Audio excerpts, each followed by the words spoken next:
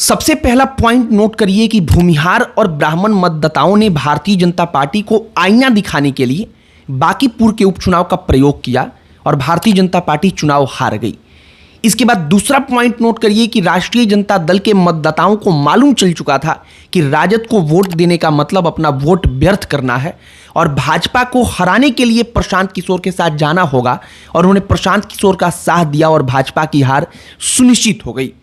इसके बाद तीसरा पॉइंट नोट करिए कि मुख्यमंत्री सम्राट चौधरी का चेहरा किसी करिश्मा के जैसे काम नहीं कर पाया और सम्राट चौधरी के नाम पर उनके अपने जाति का वोट भाजपा के साथ रहा, लेकिन भाजपा का अपना कोर वोटर साथ नहीं रहा, जो पहले से ही हर परिस्थिति में भारतीय जनता पार्टी के साथ खड़ा रहा है, खड़ा रहता था। इसके बाद चौथा पॉइंट नोट करिए कि भारतीय जनता पार्टी अगर इस सीट पर अपने सबसे बड़े नेता को भी प्रचार के लिए उतार देती तब भी चुनाव हार जाती, क्योंकि हर राउंड में भारतीय जनता पार्टी चुनाव हार रही थी और उन बूथों पर भी चुनाव हार गई जहां चुनाव हारने का कोई प्रश्न खड़ा होता ही नहीं था। प्रशांत किशोर ने जो कारनामा किया है वह आगे आने वाले चुनाव के लिए बहुत महत्वपूर्ण रहने वाला है और भाजपा को भी शायद अंदाजा हो गया होगा कि सिर्फ उनके मन से राजनीति नहीं की जा सकती, बल्कि उनको अपने वोटर्स के मन का ख्याल रखना होगा। सारी कहानी आपको बताएंगे कि प्रशांत किशोर कैसे चुनाव जीत गए, लेकिन आगे बातचीत करने से पहले हमारा नमस्कार स्वीकार करिए। हमारा नाम मोहित कुमार सिंह है। आपको जहानाबाद के नीट छात्रा का मामला याद है जो जाति से भूमिहार थी? हम जाति क्यों बता रहे हैं आपको अगले 30 सेकेंड में मालूम चलेगा और यह महत्वपूर्ण है। जब चुनाव हो रहा था तब वह मामला एक बार फिर सुर्खियों में आया था और भले ही वह मामला इस वक्त पर या चुनाव के दौरान नेशनल मीडिया में सुर्खियों में ना आया हो, लेकिन मैंने देखा था कि भूमिहारों के ग्रुप में व्यक्तिगत स्तर पर भूमिहारों के बीच में चर्चा का विषय बना था। भूमिहारों को यह लगने लगा था कि यह मामला उनके अपने प्रतिष्ठा का विषय था जिसे सरकार ने यूं ही दबा दिया या फिर सरकार ने वैसा काम नहीं किया जैसा सरकार को काम करना चाहिए था। इसका धीरे धीरे असर दिखा और फिर इसका व्यापक असर यह दिखने लगा कि अंदरूनी तौर पर सबके मन में एक बात बैठ गई कि भारतीय जनता पार्टी को यहाँ पर सबक सिखाना है और अंततः भूमिहारों का एक बहुत बड़ा वर्ग प्रशांत किशोर के साथ खड़ा हो गया और भरत तिवारी का मामला भी ऐसा माहौल बनाने के लिए पर्याप्त था। इसके बाद मैंने जो दूसरा पॉइंट महसूस किया है कि प्रशांत किशोर ऐसा नहीं है कि सिर्फ उन जातियों के वोटर्स को ही काट पाए हैं जो बीजेपी से नाराज थे, बल्कि कायस जाति के भी वोटर भारतीय जनता पार्टी के साथ गए हैं। और इसका उदाहरण यह है कि भारतीय जनता पार्टी पहले राउंड से ही पिछड़ गई थी और भारतीय जनता पार्टी कभी भी प्रशांत किशोर से आगे नहीं निकल पाई। कुछ दिनों पहले मैंने एक वीडियो बनाया था जिसमें कहा था कि एक कायस जाति का मेरा अपना दोस्त है जो उसी बांकीपुर विधानसभा सीट से ताल्लुक रखता है और उससे यूं ही बातचीत हो रही थी। उसने बातचीत के दौरान कहा था कि अब तक तो भाजपा को ही हम सब वोट दे रहे थे, लेकिन इस बार प्रशांत किशोर के बारे में लोग पॉजिटिव होकर सोच रहे हैं। और जब चुनाव का परिणाम आया तब मुझे वह बात याद आ गई और मैंने यह महसूस किया कि इस बार बिहार के पॉलिटिक्स का जो सबसे कोर चीज था जाति, उस जाति को एक किनारे छोड़ा गया है।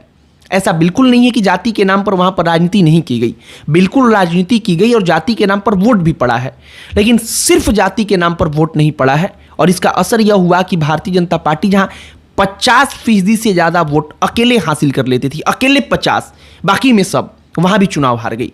प्रशांत किशोर जब वहां से चुनाव लड़ने जा रहे थे तब यह सीट भारतीय जनता पार्टी से जीत पाना सबसे ज्यादा मुश्किल सीटों में से एक था, लेकिन प्रशांत किशोर ने जिस तरीके से जीता है वह ऐसा लगने लगा है कि यह तो भारतीय जनता पार्टी की सीट कभी थी ही नहीं, क्योंकि किसी भी राउंड में भारतीय जनता पार्टी प्रशांत किशोर को पीछे नहीं कर पाई।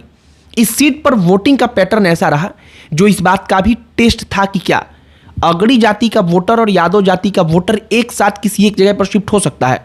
प्रशांत किशोर ने पिछले कुछ दशक में असंभव सा हो चुका यह राजनीतिक समीकरण भी यहां पर ठीक कर दिया और भूमिहारों तथा यादवों का एक साथ प्रशांत किशोर को वोट करने के लिए आना यह दिखा रहा है।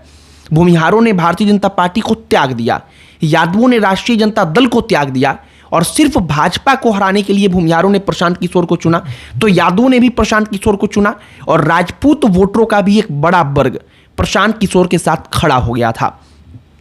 ब्राह्मण मतदाता पहले से ही प्रशांत किशोर के साथ थे और ब्राह्मण मतदाताओं ने अच्छा खासा असर भी छोड़ा। जाति के नाम पर कायस्थ अब भी बहुसंख्यक आबादी उनकी भारतीय जनता पार्टी के साथ लॉयल बनी रही। लेकिन फैक्टर यही था कि सिर्फ कायस्थ के वोट से भारतीय जनता पार्टी यहां पर कई दशक से नहीं जीत रही थी, बल्कि वहां पर भूमिहारों का भी समर्थन था और राजपूत तथा ब्राह्मणों का भी वोट मिलता था। एक और फैक्टर जो मैंने महसूस किया वह था सम्राट चौधरी का चेहरा। और सम्राट चौधरी का चेहरा, एक बात स्पष्ट है कि भाजपा के अपने जो वोटर हुआ करते हैं उनके बीच में स्वीकार नहीं किया गया है।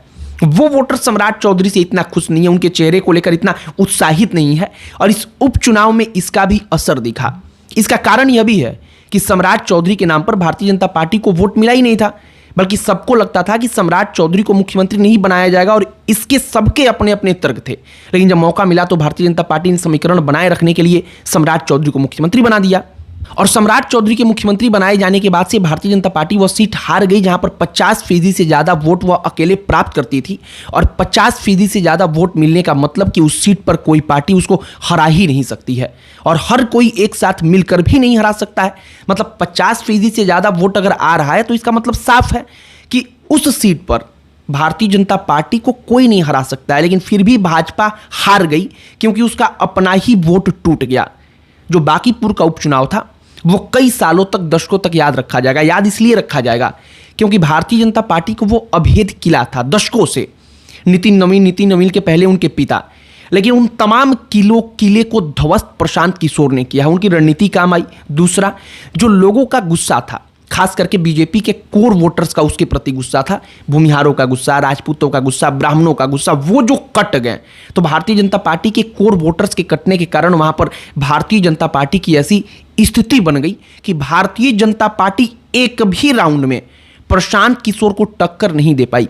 मैं शुरू से ही देख रहा था प्रशांत किशोर पहले राउंड में आगे निकल गए, दूसरे में भी ज्यादा वोट, तीसरे में भी, चौथे में भी, पांचवें में भी, मतलब हर राउंड में बीजेपी को जितना वोट मिल रहा था उससे ज्यादा वोट ही प्रशांत किशोर को मिल रहा था। मतलब कि हर इलाके में जो प्रशांत किशोर थे वो भारतीय जनता पार्टी को हराते चले गए।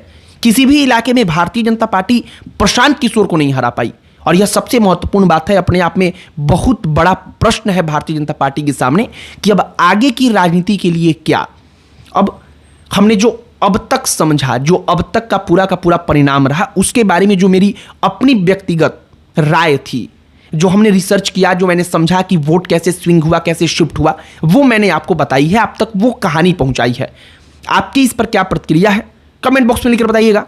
बाकी अन्य कोई टॉपिक जिस पर आप चाहते हो कि हम चर्चा करें, बातचीत करें, उस पर भी वीडियो बनाएं, उसे कमेंट बॉक्स में लिखकर बताइएगा। हमारा पूरा प्रयास होगा कि उस टॉपिक पर भी वीडियो बनाएं, उस पर भी चर्चा करें। बाकी इस वीडियो को यहीं पर समाप्त करते हैं। अंत में हमारा परिचय, हमारा नाम मोहित कुमार सिंह है। बहुत बहुत धन्यवाद।